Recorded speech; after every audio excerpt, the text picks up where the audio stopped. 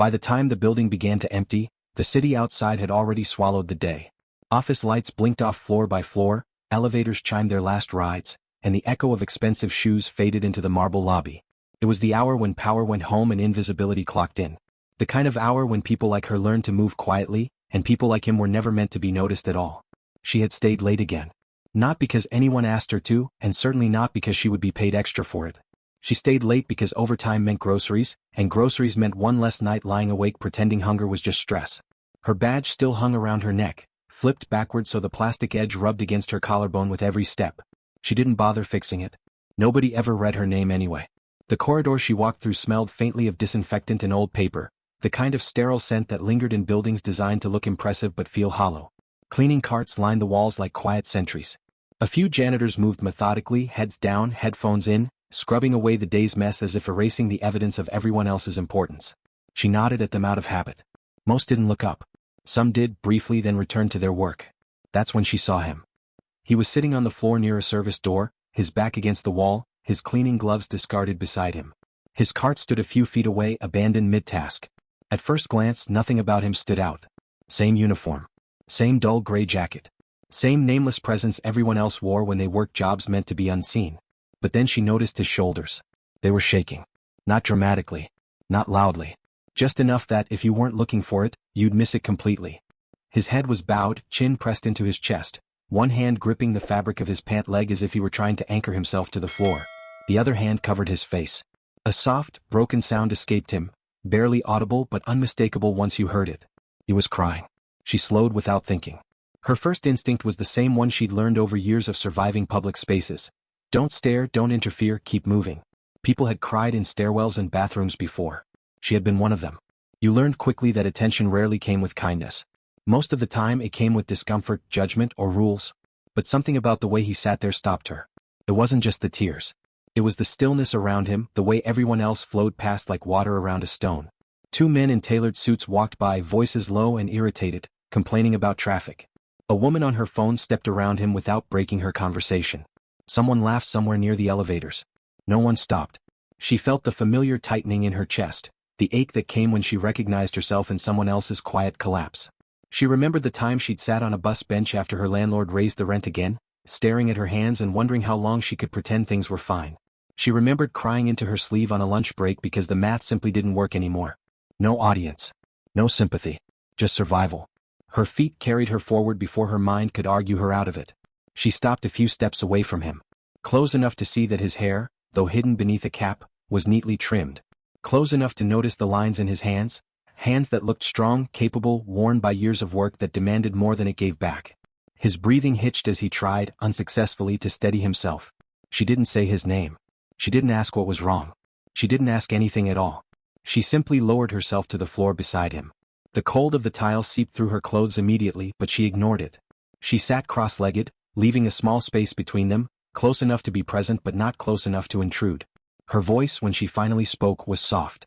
"Hey," she said. "You don't have to explain. I just didn't want you to be alone." He flinched at the sound, as if startled by the realization that someone could see him. His hand dropped from his face for a moment, revealing eyes red and glassy, his expression caught somewhere between embarrassment and exhaustion. He looked at her, really looked at her, as if trying to place her in a world where people like him didn't usually expect kindness. "I'm fine," he said quickly, the reflexive lie coming out hoarse. "Just, long day." She nodded, accepting the answer without challenging it. "Yeah," she said. "Those can sneak up on you." Silence settled between them, heavy but not uncomfortable. The building hummed softly around them, vents whispering, distant doors closing. She could feel eyes on them now, curious glances, subtle double takes. A young security guard slowed as he passed, brows knitting together in confusion. A woman from accounting frowned, clearly unsure whether this moment violated some unspoken rule. She didn't look back. After a few seconds, she shifted slightly closer and opened her arms. Not abruptly, not dramatically. Just an invitation, wordless and gentle. "You don't have to," she added in case he felt pressured.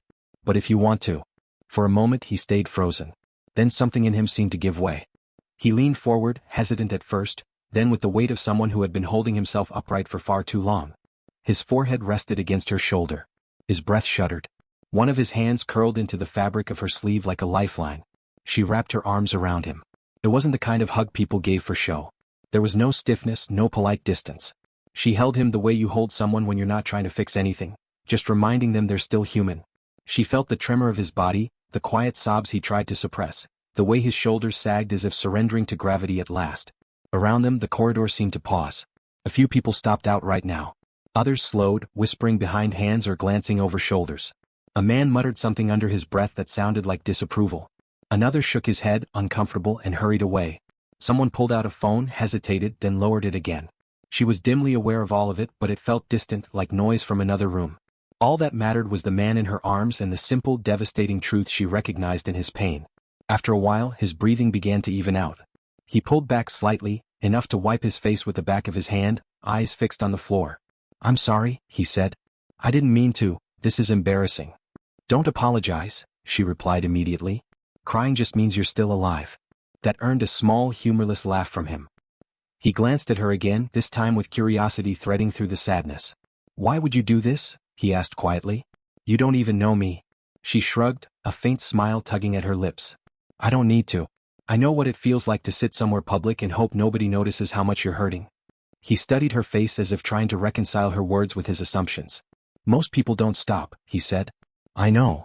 Another silence followed, deeper now, but something had shifted.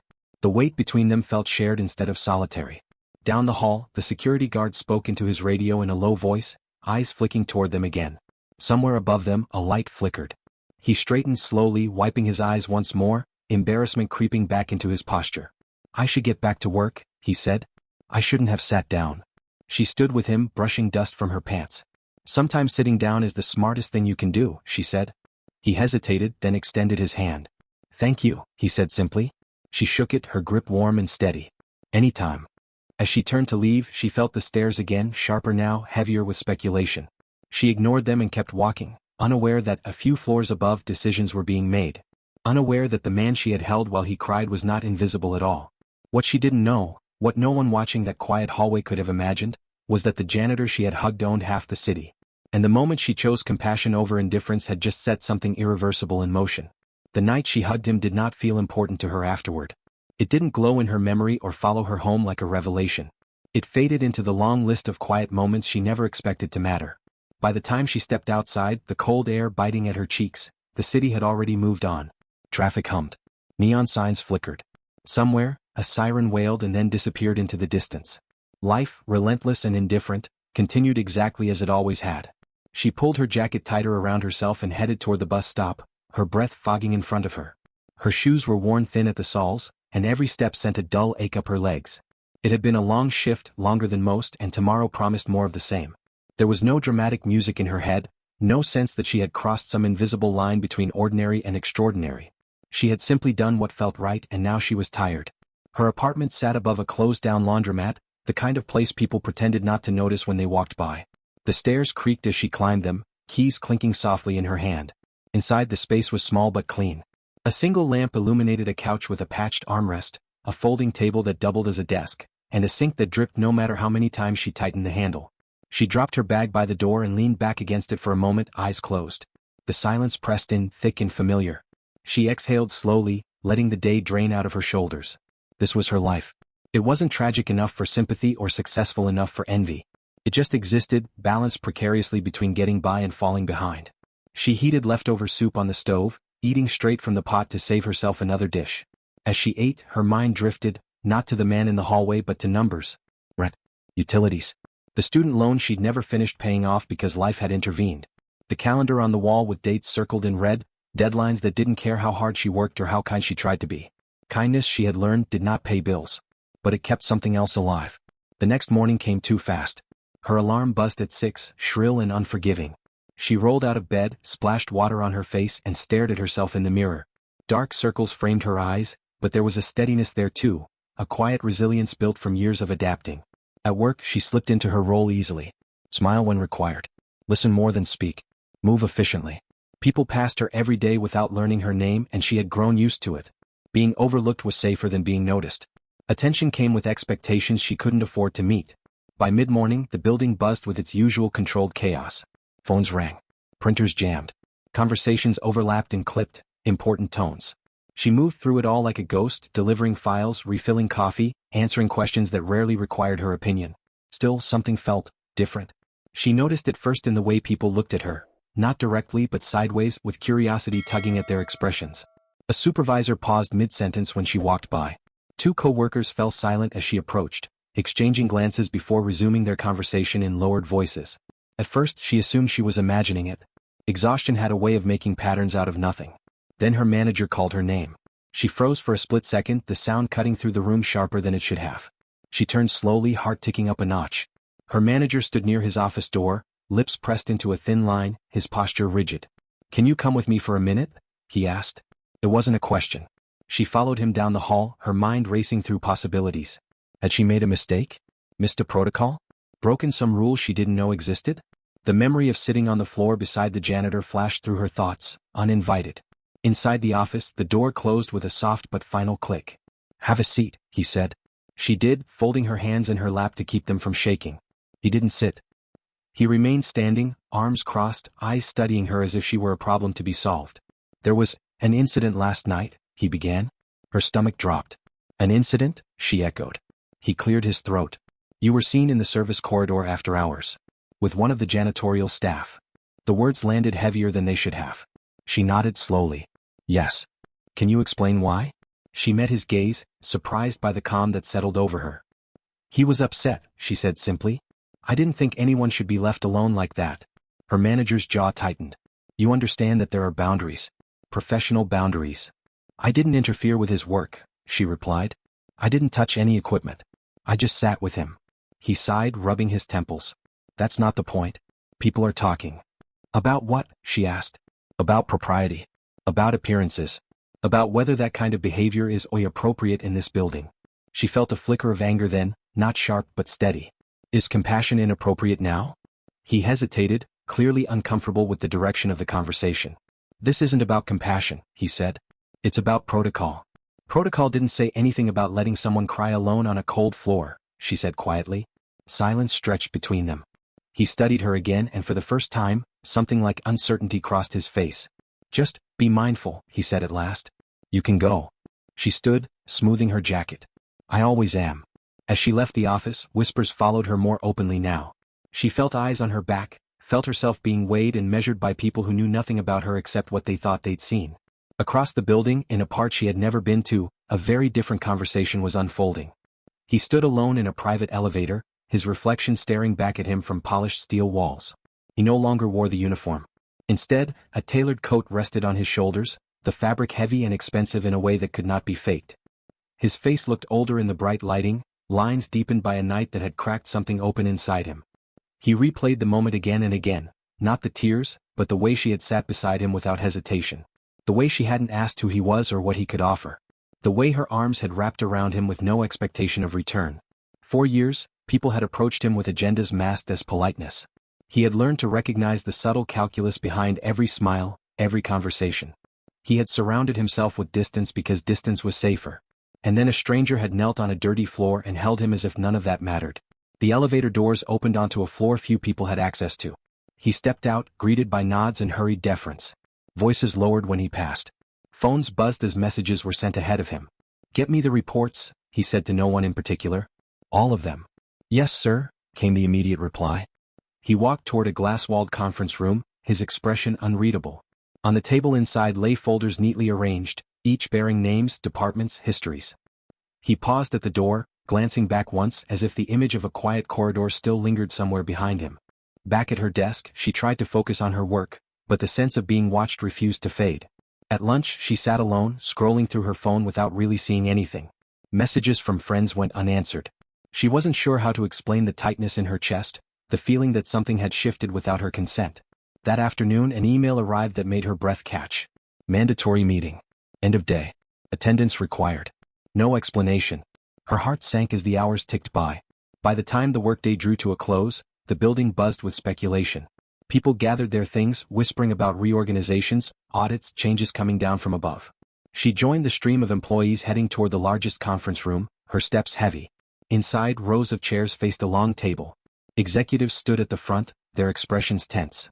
She took a seat near the back, folding her hands again, grounding herself in the familiar gesture. Whatever was coming, she would face it the same way she faced everything else. Quietly, honestly, without pretending to be more than she was. The room fell silent as a side door opened. A man entered. She didn't recognize him at first, not really. It took a heartbeat for her mind to reconcile the tailored coat, the confident stride, the way the room seemed to hold its breath around him. Then he looked at her. And she knew.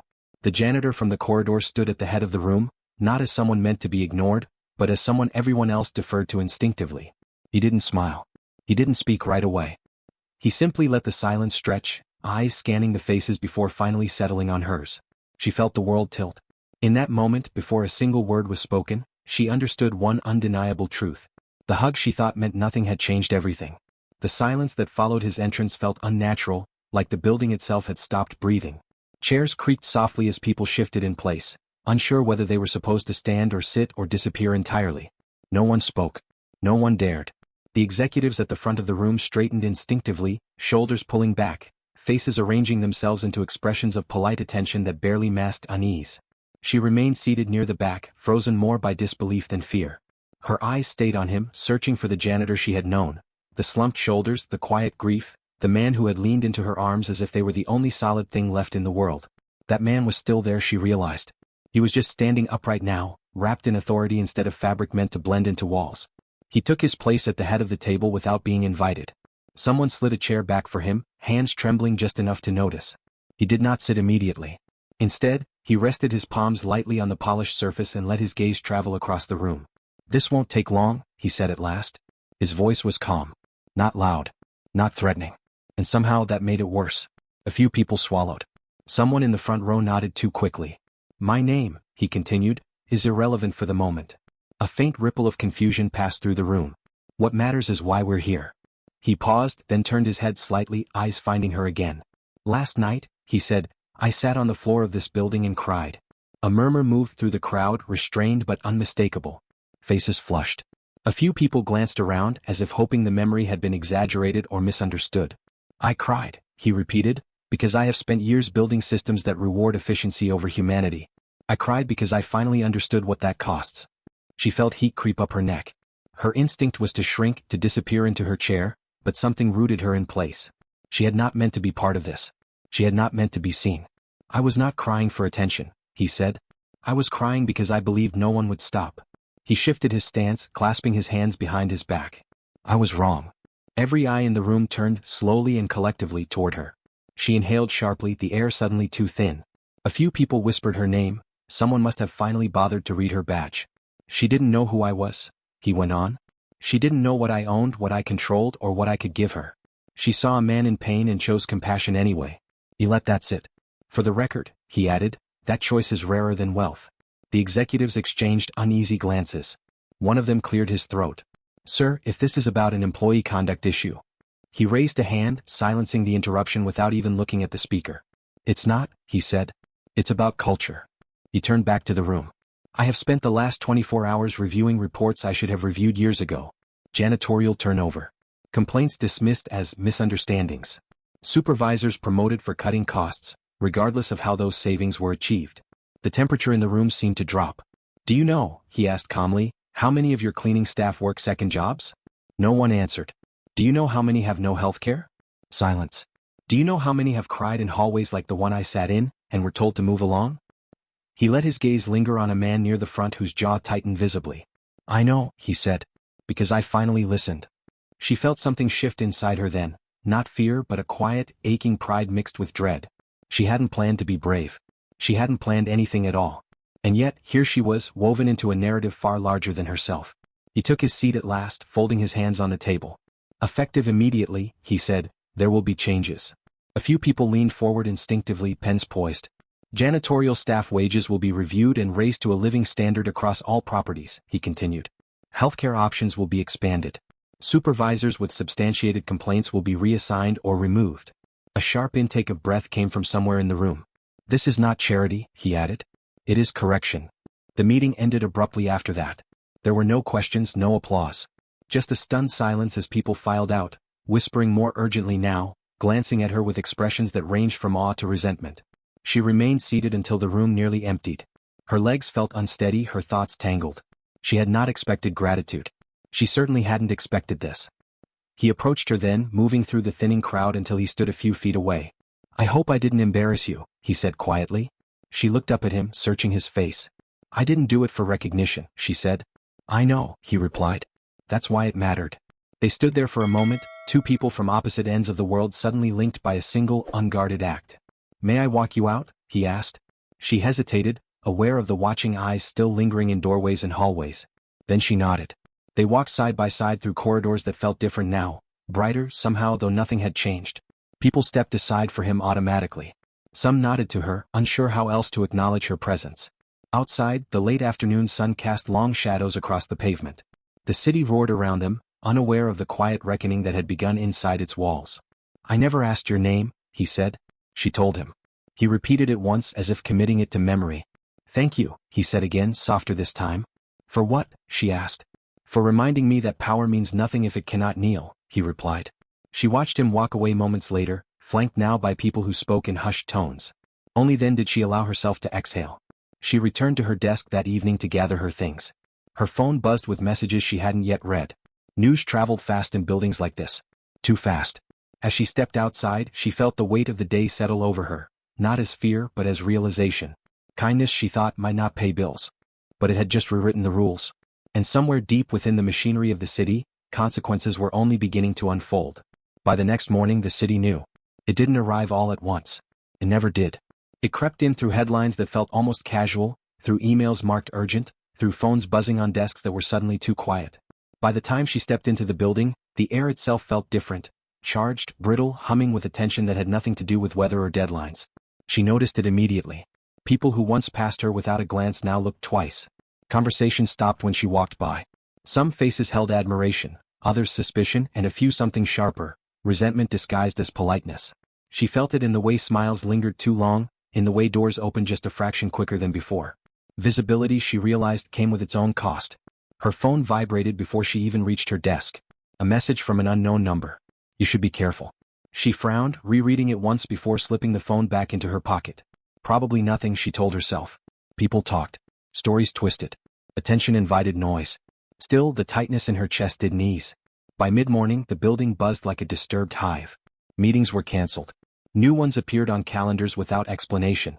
Supervisors huddled in corners, voices low, eyes darting. The janitorial staff moved through it all with a different energy now. Still quiet, still diligent, but no longer invisible. Heads lifted. Backs straightened. A few nodded at her as they passed, gratitude flickering in their expressions. She nodded back, unsure what to do with the warmth that bloomed behind her ribs. At lunch, she didn't eat alone. A woman from another department sat across from her, setting her tray down carefully. "I just wanted to say, what you did mattered," she said almost apologetically. "I wish I'd stopped too." Before she could respond, another person joined them. Then another. The table filled with quiet confessions, stories of nights cried out in bathrooms, of being overlooked, of learning to swallow frustration because speaking up felt dangerous. She listened more than she spoke, the way she always did. But she could feel the undercurrent shifting. People were no longer just telling stories. They were measuring themselves against the choice she hadn't known she was making. Across town, reactions were sharper. In offices where glass walls reflected power and money, the announcement from the day before had landed like an insult. Executives who had built careers on efficiency now faced scrutiny they didn't control. Calls were made. Lawyers consulted. Words like liability and precedent were spoken with thinly veiled anger. "This sets a dangerous example," one man said, pacing his office. "You reward emotion and suddenly everyone expects it." Another scoffed. "This is about optics. It'll pass." But it didn't. By the end of the week, journalists were asking questions. Anonymous tips appeared online. Former employees came forward with stories that mirrored one another too closely to dismiss. A narrative took shape, one not of scandal but of systemic neglect. And at the center of it, whether she wanted to be or not, was her. She tried to keep her head down, to return to the rhythm of her work. But it was impossible now. HR called her in again, not with reprimand this time, but with smiles too rehearsed to trust. "We'd like to feature you in an internal piece," the representative said brightly. "Highlighting values, compassion, that sort of thing." Her stomach churned. "I didn't do it to be featured," she said. "We understand," the woman replied, not quite meeting her eyes. "But stories inspire people. So does treating them well in the first place," she said quietly. The smile faltered. That evening, as she left the building, she noticed a man leaning against a car across the street, watching her. When she looked again, he turned away, phone to his ear. Her pulse quickened. She walked faster, keys threaded between her fingers, the city suddenly louder and closer. At home, she double-checked the lock before sitting on her couch, heart racing. Her phone buzzed again. Not everyone likes heroes. She stared at the screen, anger flaring now alongside fear. She hadn't asked for this. She hadn't tried to change anything. She had just stopped. Across the city, he was having his own reckoning. He stood in a boardroom filled with people who had once spoken to him without fear. Now their voices wavered, arguments carefully constructed and carefully hollow. "You're destabilizing long-standing structures," one of them said. "This kind of reform creates expectations we can't sustain." He listened without interrupting, hands folded, expression unreadable. "Structures that rely on silence deserve to be destabilized," he replied calmly. They argued numbers. He countered with names. They warned of backlash. He reminded them of responsibility. When the meeting ended, several of them left with faces pale and tight, their certainty shaken. Later, alone in his office, he looked out over the city he had helped build. From this height, the lights looked like stars, beautiful, distant, indifferent. He thought of the hallway, of cold tile, of a stranger's arms. Power had always come easily to him. Trust had not. He reached for his phone and hesitated, then typed a message. "Are you okay?" She read it hours later, curled up on her couch, the glow of her phone lighting the room. Relief washed through her, unexpected and grounding. "I think so," she replied. "Just adjusting." "So am I," he sent back. Outside, the city continued to react. Protests flared in some places, support rallies in others. Social media fractured into arguments and praise. The story took on a life of its own, reshaped by people who had never been there. She learned quickly that being seen meant being misunderstood. One night, as she walked home, she heard footsteps behind her. She stopped abruptly. The steps stopped too. She turned, heart pounding, only to see a young janitor a few yards back. "Sorry," he said quickly. "I didn't mean to scare you. I just wanted to say, thank you." She nodded, swallowing hard. "Take care of yourself," she said. Back in her apartment, she sat on the edge of her bed, exhaustion finally catching up to her. She wondered if she would do it again, knowing what she knew now. The answer came without hesitation. Yes, because kindness might come with a price. But silence cost more. And the city was about to learn exactly how much. The pressure didn't arrive as an explosion. It seeped in, quiet and methodical, the way systems protect themselves when they sense a threat. By the following week, the city's conversation had narrowed from what happened to who should pay for it. And as always, the easiest answer was the one without power. She felt it in the small things first. Her access badge stopped working one morning. "A temporary glitch," security said, smiling too easily as they reactivated it. An email she had sent vanished from her outbox without explanation. Meetings she had once been invited to quietly disappeared from her calendar. No one accused her of anything. No one needed to. The message was delivered through inconvenience, through uncertainty, through the subtle suggestion that she was no longer where she belonged. She told herself not to be paranoid. Change made people uncomfortable. Institutions adjusted. But at night, when her apartment settled into silence, the sense of being watched crept back in. A knock came at her door one evening, firm, professional. Two people stood in the hallway when she opened it, both dressed in muted colors, badges clipped neatly at their waists. "We'd like to ask you a few questions," one of them said. "Just to clarify some things." They didn't step inside, but they didn't need to. The hallway light framed them like authority. They asked about the night in the corridor. What exactly had been said? Whether she felt coerced? Whether she had been promised anything? Their tone was polite, but the questions looped, narrowing, steering toward a conclusion she could see forming even as she answered honestly. "So you initiated physical contact," the second one summarized. "I offered comfort," she replied. Without knowing his identity, the first added. "Yes." They exchanged a glance. "Do you see how that could be interpreted?" She did. She just refused to accept it. After they left, she sat on her couch for a long time, hands clasped together to keep them from shaking. The city outside her window felt suddenly less welcoming, its lights colder. Across town, he received the report within the hour. He read it slowly, jaw tightening with each line. The attempt was clumsy but familiar. Isolate, question, reframe. Turn empathy into liability. He recognized the pattern because he had once benefited from it. He set the report down and stood, pacing the length of his office. The view beyond the glass showed the city moving as it always had, unaware that its machinery was grinding toward a confrontation. "They're trying to bury her," he said quietly to the room. His assistant hesitated. "There's concern about exposure. About precedent." "Then we'll expose everything," he replied. The trap was set days later under the guise of reconciliation. She received an invitation to attend a roundtable discussion, a chance to share her perspective. The email read. HR language polished, smooth, reassuring. Participation voluntary. Attendance appreciated. Her instinct told her no. Every alarm she'd learned to trust urged caution. But another voice, steadier and older, reminded her that silence was exactly what they wanted. She accepted. The room they chose was smaller than she expected, windowless and stark. A camera sat in the corner, its red light blinking. Several people she recognized were already seated: HR representatives, legal counsel, a few executives whose faces she'd seen only from afar. He wasn't there. Her heart sank, but she kept her expression neutral and took a seat. The questions began softly. How did the interaction make you feel? Did you consider how it might affect workplace dynamics? Do you regret your actions now, given the consequences? She answered carefully, choosing truth over defensiveness. She spoke about compassion, about humanity, about how pain didn't ask for permission. The tone shifted. Would you say your actions were impulsive? Emotional? Unprofessional? She felt the room closing in, the questions tightening like a net. She realized then that this wasn't about understanding. It was about record. About shaping a narrative that could be cited later. The door opened. Every head turned. He entered without announcement, his presence cutting through the tension like a blade. Conversation stopped mid-breath. The camera's red light blinked steadily, impartial and unblinking. Continue, he said calmly, taking a seat beside her. I'm listening. No one spoke.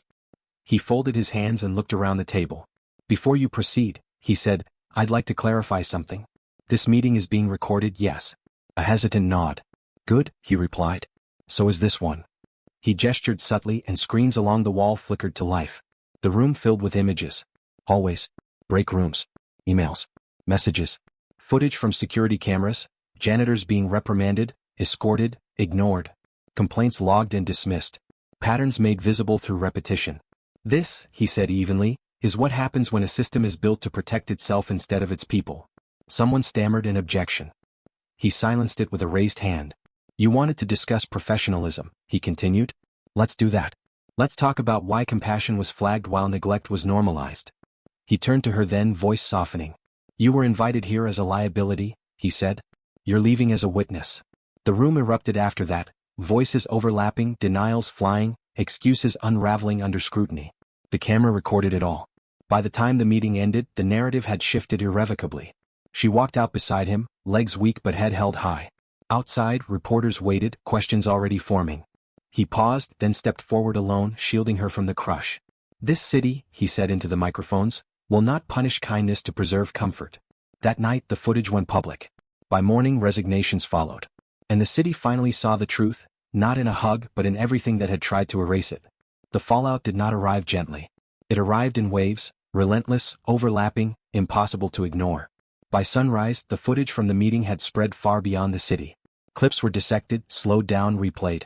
Headlines multiplied, each one sharper than the last. Names that had once existed only on plaques and office doors were suddenly everywhere, attached to words they had spent their careers avoiding: neglect, retaliation, silence. Inside the buildings they controlled, panic moved faster than policy ever had. Emergency meetings were called and canceled within the same hour. Legal teams worked through the night, drafting statements designed to say nothing while sounding apologetic.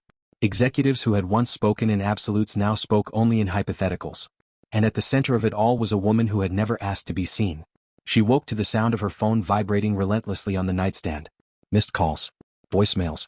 Messages stacked on top of one another until the screen blurred. She silenced it without listening, heart pounding, and sat on the edge of her bed staring at the floor. The apartment felt smaller than it ever had, as if the walls themselves were pressing inward. Outside, a car idled too long across the street. She watched it from behind the curtain, pulse ticking in her ears until it finally drove away.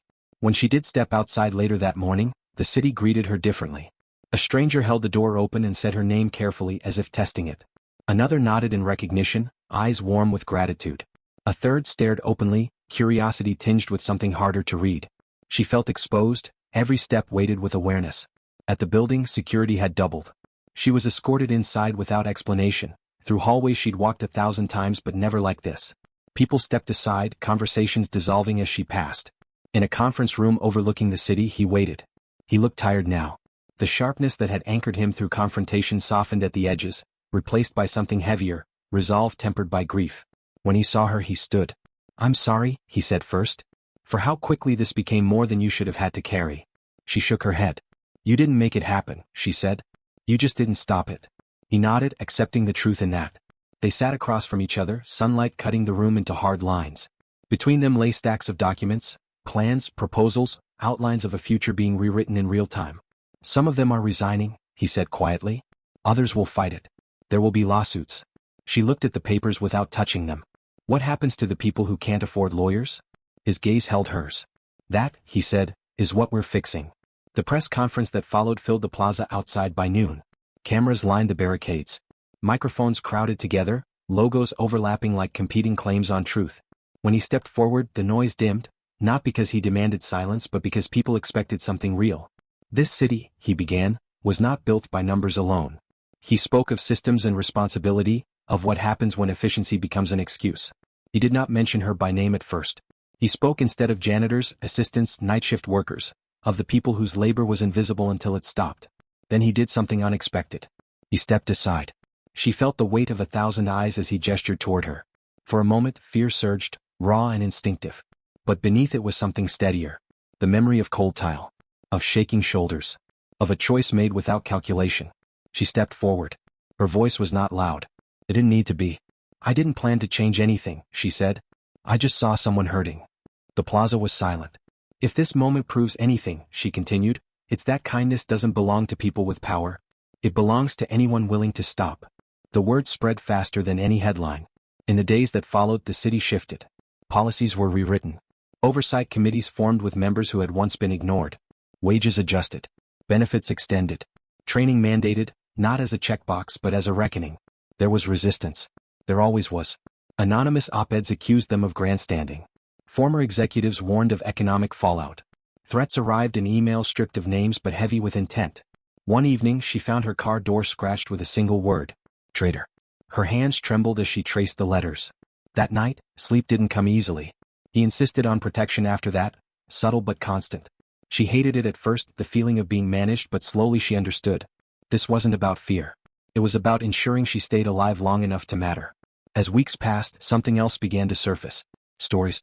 A janitor who'd paid for his daughter's medication for the first time without choosing between rent and groceries. A woman who returned to work after an injury because healthcare was finally accessible. A night shift supervisor who apologized publicly and stepped down. The city did not heal overnight. But it began to look at itself.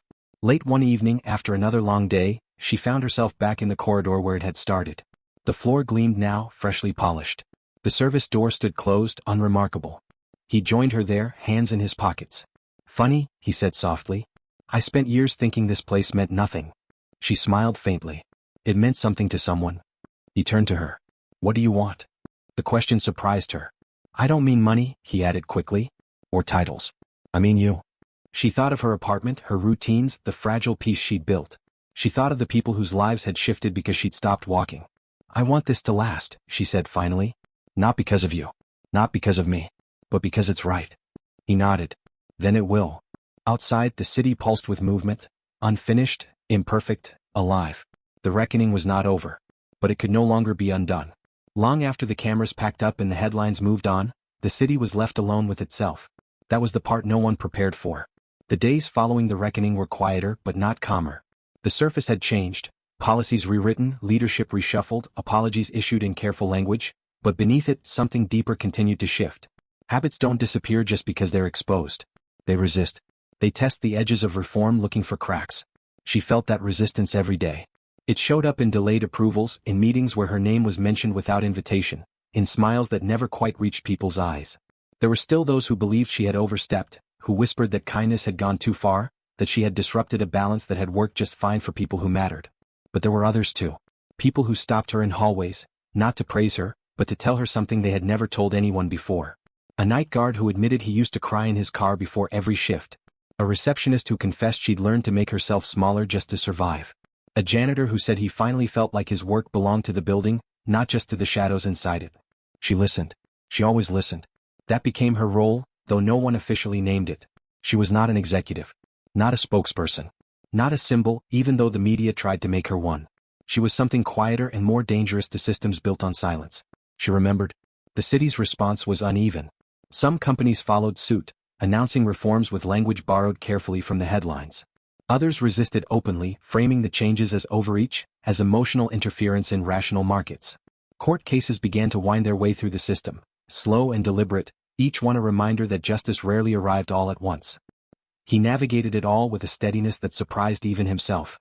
For years, he had been insulated from consequence by layers of advisors and distance. Now he insisted on proximity. He attended meetings others avoided. He listened to people whose names never appeared in reports. He visited buildings at night, not in disguise anymore but without fanfare, standing quietly beside workers who still flinched when authority approached. They didn't trust him immediately. He understood why. Trust, like cities, took time to build. And once broken, it demanded more than promises to restore. One evening months later he found her sitting on the steps outside the building, watching the city lights flicker on one by one. The air was cool, carrying the smell of rain. "You could have left," he said, taking a seat beside her. "You didn't have to stay." She shrugged. "Someone had to remember why this started." He smiled faintly. "You always say that like it was an accident." "It was," she replied. "I didn't choose a cause. I chose a person." The words settled between them, heavy with truth. Their relationship never fit neatly into a headline. It wasn't a fairy tale and it wasn't a transaction. There were no dramatic declarations or sudden transformations. Instead, there were conversations that stretched late into the night, disagreements about pace and patience, moments when both of them wondered if the city was too large, too entrenched to truly change. But there was also something rare. Mutual accountability. She challenged him when reforms stalled, when compromises crept too close to comfort. He listened even when it was inconvenient. Especially then. In turn, he reminded her that systems didn't collapse overnight, that endurance mattered as much as outrage. They learned each other that way. Not as saviors or symbols, but as people trying to hold a line together. The threats never fully disappeared. Some were loud and easily dismissed. Others were subtle, arriving in the form of pressure. Investors pulling back, allies urging caution, voices insisting it was time to move on. There were nights she lay awake wondering if she had ruined her own chance at a quiet life. On those nights she remembered the hallway, the cold tile, the shaking shoulders. The certainty she had felt in that moment, clearer than anything that had come before or after. She would make the same choice again. The city began to tell the story differently as time passed. At first, it had been about him, the billionaire who disguised himself, the powerful man who humbled himself publicly. Then it had shifted to her, the ordinary woman whose kindness sparked change. But eventually the focus widened as it always had to. People began to ask harder questions. Why did it take a crisis to notice suffering? Why were systems designed to punish vulnerability? Why was compassion treated as an exception instead of a baseline? Those questions unsettled people more than any scandal ever could. Years later, a small plaque appeared near the service corridor where it had all begun. No names. No dates. Just a sentence etched into the wall. "This place remembers." She stood before it once, alone, tracing the letters with her fingers. He watched from a distance, giving her the space she had always deserved. "It's strange," she said when he joined her. "How something so small can echo for so long." He nodded. "Cities are built on small decisions," he said. "So are people." The work was never finished. Reforms required vigilance. Culture demanded care. There were setbacks, compromises, moments when progress felt painfully slow. But there were also victories no headline ever captured. A worker speaking up without fear, a manager choosing empathy over efficiency, a quiet understanding that dignity was not negotiable. She eventually moved out of the apartment above the laundromat, but not far. She refused offers to disappear into comfort. Her life remained modest, anchored by routines that kept her grounded. Fame had brushed against her and moved on, leaving behind a clearer sense of purpose. He remained in the city too, though he traveled more than he used to. Wherever he went, he carried the lesson with him, not as a story to impress, but as a responsibility to uphold. They never pretended the city had been saved. Cities weren't saved. They were maintained. On the anniversary of the night in the corridor, they returned there together. The building was quieter now, its rhythms familiar in a way that felt almost gentle. A janitor passed them, nodding politely, his cart rolling smoothly over clean floors. She smiled. "What do you think would have happened," he asked softly, "if you just walked past me?" She didn't answer right away. "I think," she said finally, "the city would have stayed the same." He looked around at the workers moving with purpose, at the subtle changes embedded into daily life. "And now?" he asked. "Now," she replied, "it has to keep choosing." They stood there for a long moment, neither in a hurry to leave. The story didn't end with applause. It ended the way real stories always do. With a question passed quietly from one person to the next. "When you see someone hurting, will you stop? If this story made you pause, even for a moment, then stay with us. Subscribe because the next story isn't about power or wealth either. It's about an ordinary choice made quietly that changes everything. Because justice doesn't always wear a robe. Sometimes it just sits down.